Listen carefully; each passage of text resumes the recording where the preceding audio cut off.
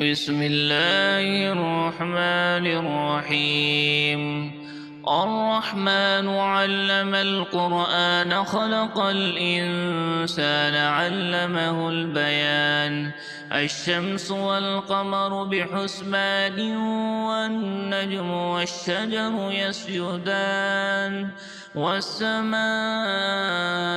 رفعها ووضع الميزان ألا تطغوا في الميزان وأقيموا الوزن بالقسط ولا تخسروا الميزان. والأرض وضعها للأنام فيها فاكهة والنخل ذات الأكمام والحب ذو العصف والريحان فبأي آلاء ربكما تكذبان. خلق الإنسان من صلصال كالفخار وخلق الجان من مارج من نار فبأي آلاء ربكما تكذبان. رب المشرقين ورب المغربين فبأي آلاء ربكما تكذبان. مرج البحرين يلتقيان بينهما برزخ لا يبغيان فبأي آلاء ربكما تكذبان.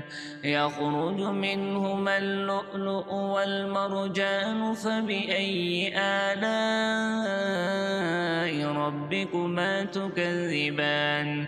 وله الجوار المنشآت في البحر كالأعلام فبأي آلاء ربكما تكذبان. كل من عليها فان ويبقى وجه ربك ذو الجلال والإكرام فبأي آلاء ربكما تكذبان. يسأله من في السماوات والأرض كل يوم هو في شأن فبأي آلاء ربكما تكذبان. سنفرغ لكم أيها الثقلان فبأي آلاء ربكما تكذبان. يا معشر الجن والإنس إن استطعتم أن تنفذوا من أقطار السماوات والأرض فانفذوا لا تنفذون إلا بسلطان فبأي آلاء ربكما تكذبان. يرسل عليكما شواظ من نار ونحاس فلا تنتصران فبأي آلاء ربكما تكذبان. فإذا انشقت السماء فكانت وردة كالدهان فبأي آلاء ربكما تكذبان. فيومئذ لا يسأل عن ذنبه إنس ولا جان فبأي آلاء ربكما تكذبان. يعرف المجرمون بسيماهم فيؤخذ بالنواصي والأقدام فبأي آلاء ربكما تكذبان.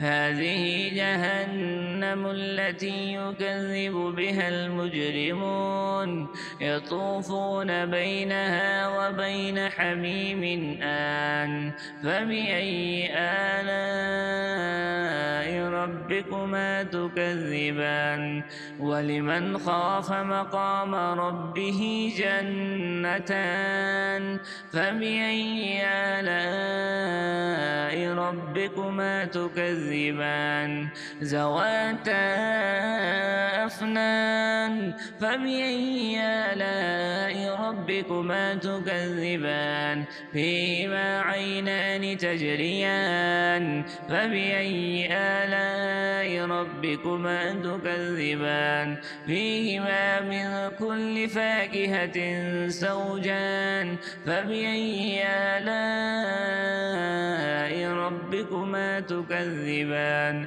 متكئين على فرش بطائنها من استبرق وجنى الجنتين دان فبأي آلاء ربكما تكذبان فيهن قاصرات الطرف لم يطمسهن إنس قبلهم ولا جان فبأي آلاء ربكما تكذبان كأنهن الياقوت والمرجان فبأي آلاء ربكما تكذبان هل جزاء الإحسان إلا الإحسان فبأي آلاء ربكما تكذبان ومن دونهما جنتان فبأي آلاء ربكما تكذبان